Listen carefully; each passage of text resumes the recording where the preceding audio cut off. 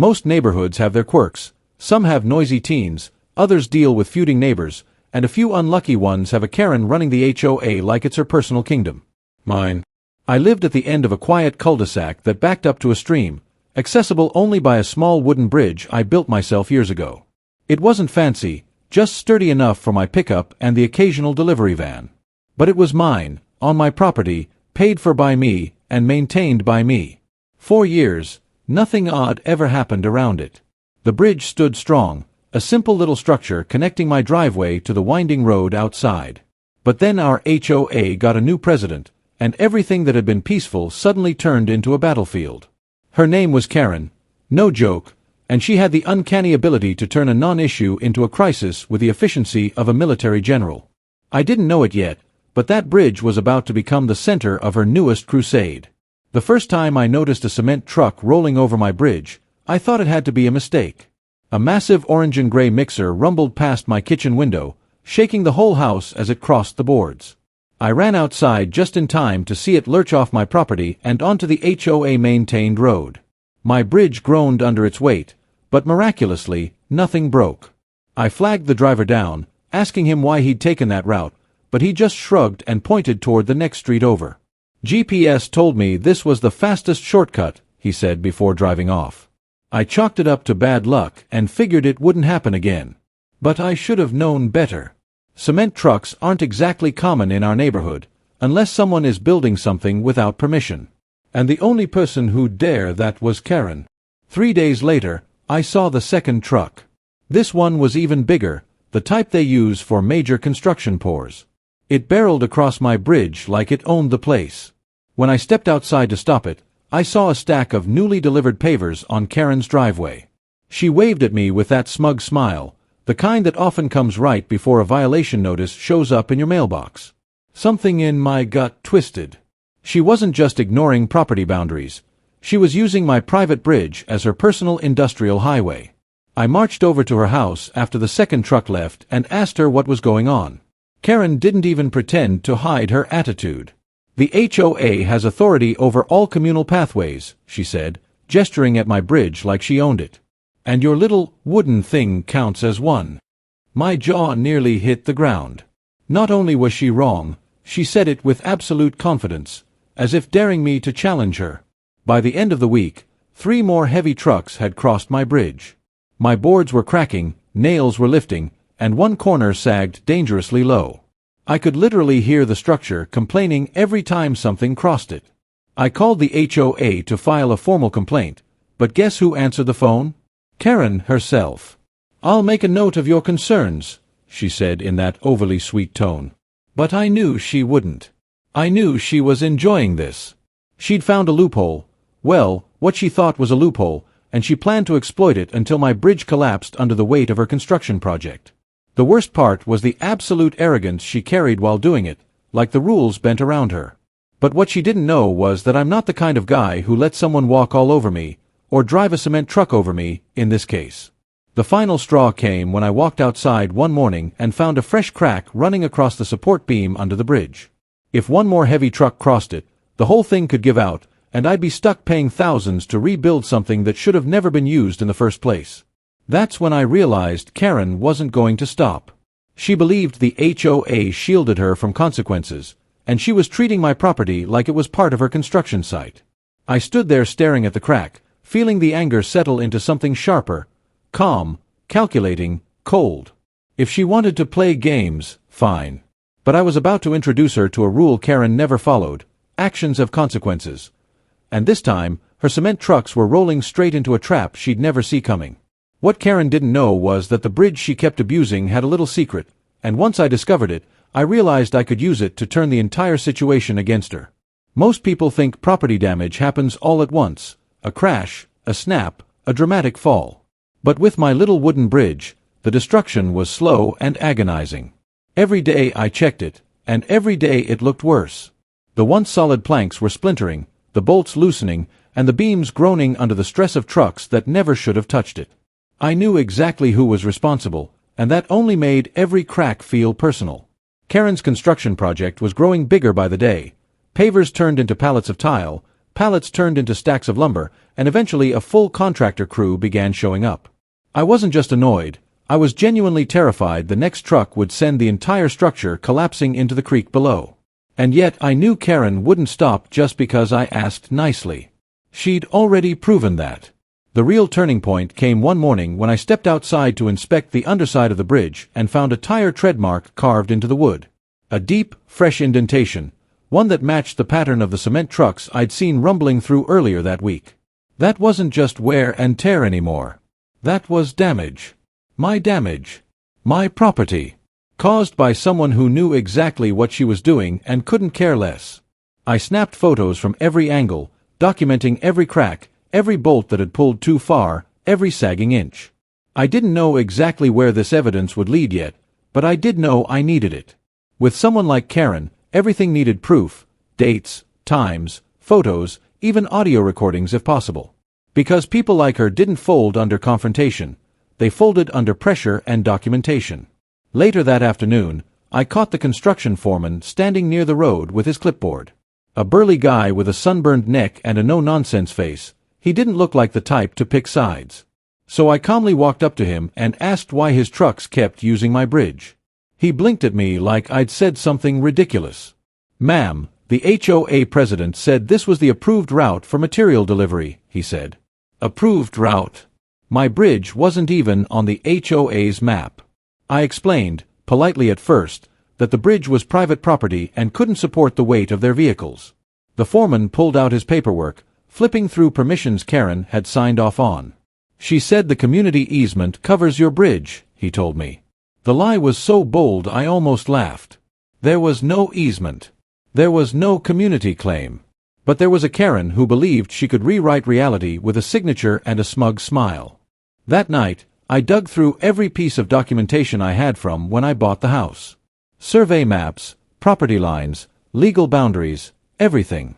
And there it was in black and white, the bridge, the stream, the land around it, all mine. No shared easement.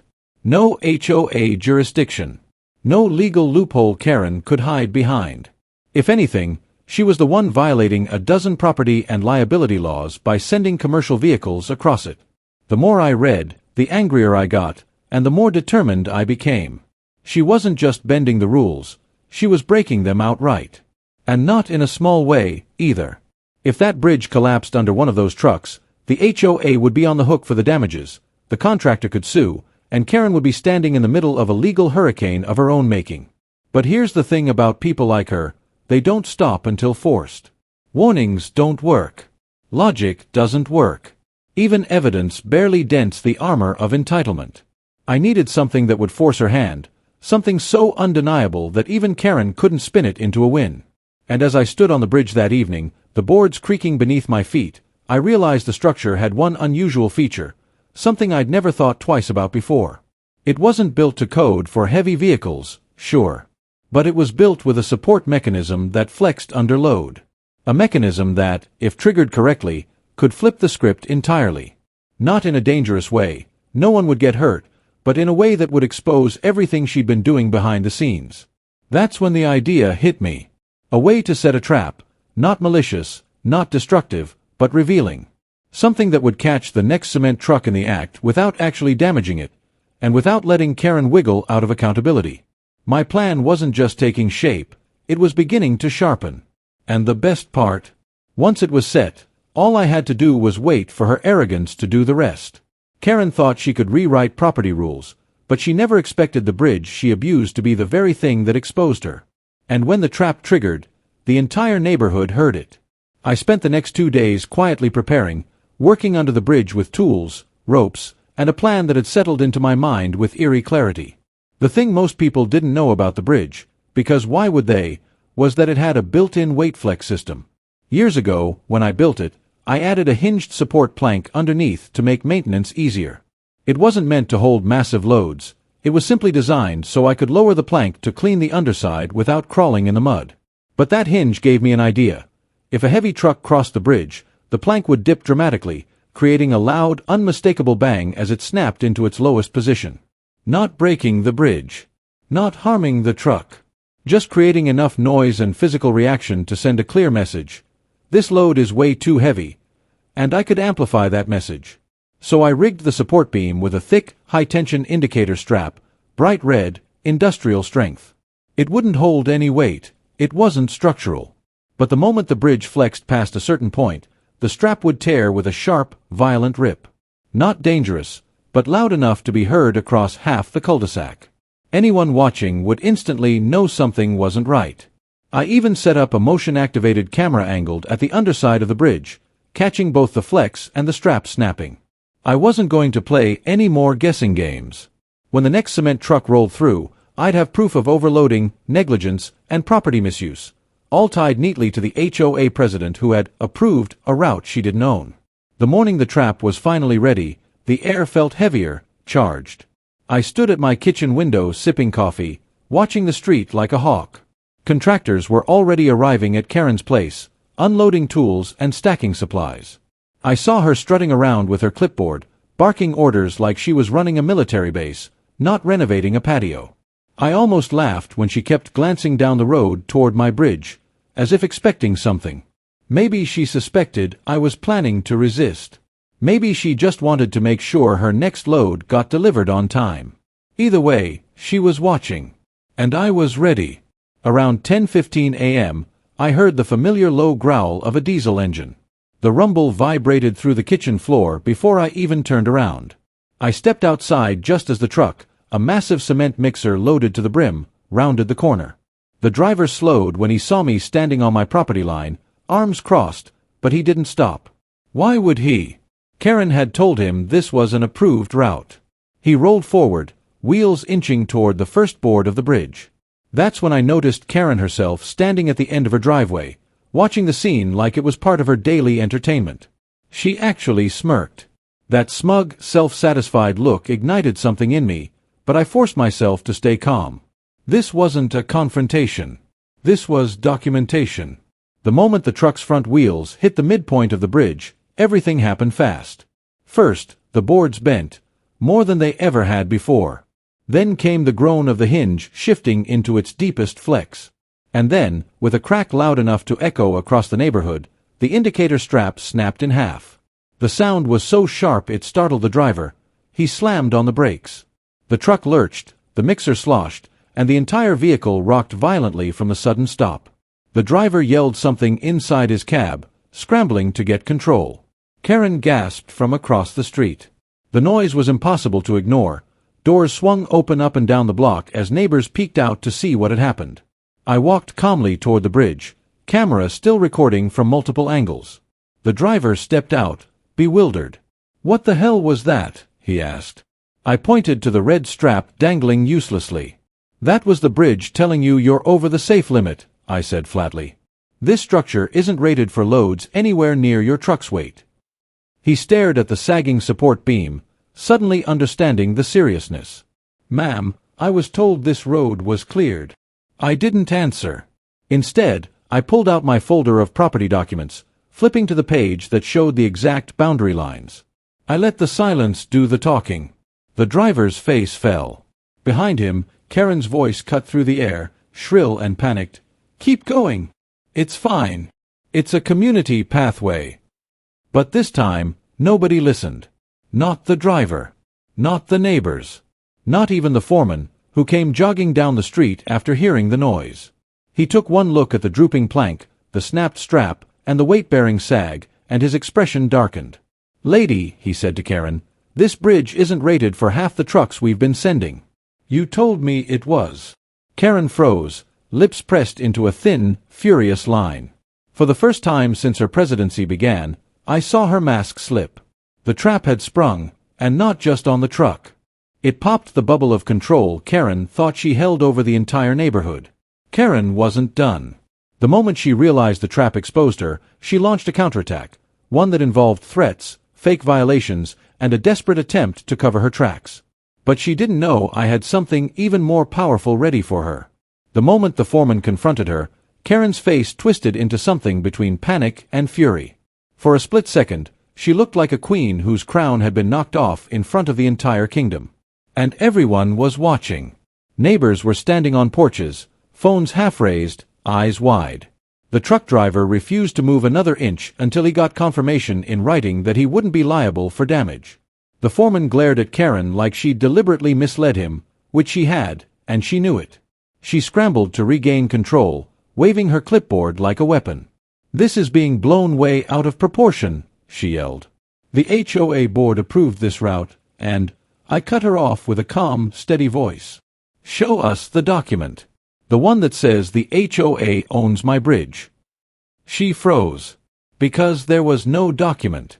And for the first time since the truck started crossing, she looked truly scared. But Karen wasn't the type to back down. She was the type who doubled down, even when caught red-handed. So within an hour, she pivoted from denial to retaliation. I hadn't even finished talking to the foreman when I got a notification from the HOA portal. Violation notice, unauthorized structural modification, bridge. I actually laughed out loud at the audacity. She had just been exposed for illegally using my property, and her first move was to accuse me of modifying a structure that she claimed wasn't mine to begin with. Minutes later, another notice hit. Failure to maintain community pathway. Then another. Obstruction of neighborhood access. By the time I reached my front door, 3 violations had turned into 7. She was panicking, and a panicking Karen is louder than a cement mixer. What she didn't realize was that her digital paper trail was making things worse for her by the minute. Every violation she sent was time-stamped. Every call she made to the construction company was logged. Every truck she approved had a delivery order tied to her email. She was burying herself, and didn't even know it. I saved every notice, took screenshots, and forwarded the entire bundle to my attorney with the subject line, HOA President using private property for commercial traffic, urgent. I wasn't bluffing, and I wasn't waiting. While Karen was trying to attack me with bogus violations, I was building a quiet, methodical case. A case that would hit a lot harder than a snapping support strap. Still, Karen wasn't done. She marched down to my driveway, red-faced and trembling, her clipboard tucked under her arm like a shield. "You cannot sabotage community infrastructure," she shouted. "You've endangered residents and construction workers. You're facing fines, and possibly legal action." She said it loudly, theatrically, hoping the neighbors would hear. But what she didn't expect was the foreman stepping forward, arms folded. "Ma'am," he said, "I need to clarify something very clearly.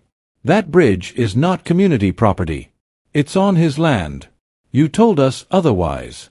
That's on you." Silence fell across the street. Karen's mouth opened and shut like a fish. Well, the HOA has easements, verbal approvals, you don't understand, but she could feel the support slipping away beneath her feet. She'd lied to the contractors. She'd lied to the neighborhood. And now, she was lying in real time, with witnesses. That's when I delivered the final blow, not with anger, but with calm precision. "Karen," I said, holding up the printed deed map, "this bridge is 100% private property. Not HOA. Not community. Mine. Every delivery you approved was unauthorized. Every truck you sent caused damage. And every violation you filed today will be reviewed by my attorney."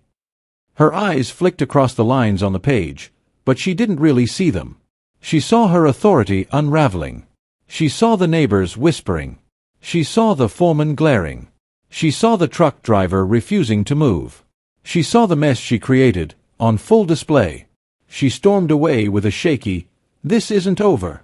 But she said it like someone who already knew it was. Because what she didn't know, what she couldn't know, was that while she was sending bogus violations and screaming about community pathways, my attorney had already reached out to the county. And when the county reviewed the footage from the bridge, Karen's entire world was about to collapse harder than the boards she'd been abusing. The county's investigation hit fast, and when they arrived at the next HOA meeting, Karen wasn't just embarrassed. She was exposed, cornered, and days away from losing everything she'd been clinging to. The county didn't waste time. Within 48 hours of receiving my attorney's file, videos, photos, legal property maps, and a full explanation of the unauthorized commercial traffic, they sent 2 inspectors to evaluate the scene. Not HOA members. Not volunteers with clipboards. Actual county officers with badges, certifications, and authority Karen couldn't override with a smirk. They arrived early, long before the neighborhood had finished waking up, and walked directly to the bridge. One tested the sagging boards with a measuring gauge, the other inspected the ground beneath, noting soil compression and beam stress. Their expressions told the story before they even spoke. The weight of those trucks hadn't just been dangerous, it had been illegal. The inspectors asked me a series of questions, methodical, calm, and professional. Then they asked only one question about the HOA. Do you know who authorized those trucks to use your private access? I didn't have to say the name. They already knew. That afternoon, the county attended the scheduled HOA meeting. Word spread through the neighborhood like wildfire. People were texting, whispering, hurrying toward the clubhouse like it was a court hearing rather than a community meeting. Karen strutted inside early, wearing a blazer and fake confidence, clutching a stack of printed fines like she planned to reclaim control. But the moment she saw the county inspectors sitting calmly in the front row, her whole demeanor shifted. She froze mid-step, stiffening like someone who had just realized the test she thought she'd written was suddenly being graded by someone else. The room went silent. You could feel the tension crackling through the air. One inspector stood up, cleared his throat, and asked the board to explain, on record, why commercial cement trucks had been routed across private property without easement, permission, or structural safety evaluation. Karen tried to speak first, naturally. The bridge was marked as a community path, she said weakly. The second inspector lifted a binder with the county's property maps. No, it wasn't, he replied. Not in 1994, not in 2007, not now. This is private property. You approved commercial use of land you don't own. The board members turned to stare at Karen, their faces pale. Some looked shocked. Others looked like they had suspected something was off but didn't want to challenge her earlier. The vice president cleared his throat and said, Karen, did you tell us the county approved this route? She fumbled. Well, they would have. I mean, community access, it's common sense, but she was unraveling. Every attempt to justify herself dug her deeper. The county officers didn't raise their voices. They didn't need to. Their authority sat in the room like a stone pillar. Then they began listing the violations. Unauthorized redirection of commercial traffic. Misrepresentation of property jurisdiction. Failure to conduct a structural safety review. Knowingly placing residents and workers at risk. Potential civil liability for damages. Each item was another blow to her rapidly crumbling facade. The best part? When the inspectors asked for evidence, I simply handed over the folder. Photos. Video. Damaged beams. Delivery logs. The snapped indicator strap. Time-stamped HOA violations sent minutes after the incident. Everything. Karen's face drained of color. She wasn't queen of the neighborhood anymore. She was the subject of an investigation. And the board knew it. Within 20 minutes, a motion was made to remove her as president, pending county review for misuse of authority. For the first time since she took over, Karen didn't fight. She sank into her chair, staring straight ahead, humiliated in front of the very people she'd tried to rule over. By the end of the meeting, the foreman had withdrawn his crew entirely and filed a claim against the HOA, not me, citing misinformation and unsafe conditions. The county filed a formal notice requiring the HOA to cover all repairs to my bridge. Every board, every bolt, every beam, all on their dime. And Karen, she resigned 2 days later. Not gracefully, not quietly. She sent a passive-aggressive, effective, immediately email blaming disrespectful residents and misunderstandings. But everyone knew. The trap, the investigation, the collapse, it all traced back to her arrogance. And she never saw any of it coming. Weeks later, after the repairs were finished and the neighborhood slipped back into normalcy, I stood on my fully restored bridge, listening to the creak below. It looked better than ever, stronger, quieter, mine once again. No heavy trucks. No unauthorized traffic. No power-hungry HOA president looming over it. The irony wasn't lost on me. Karen had tried to use my bridge for her shortcut, and in the end, that same bridge had been the thing that exposed her. Sometimes justice isn't loud or flashy. Sometimes it's the quiet satisfaction of watching someone trip over the exact line they shouldn't have crossed. And just when I thought things had finally calmed down, a new letter showed up in my mailbox. one that hinted the HOA had an even bigger mess brewing on the other side of the neighborhood. Want that story next?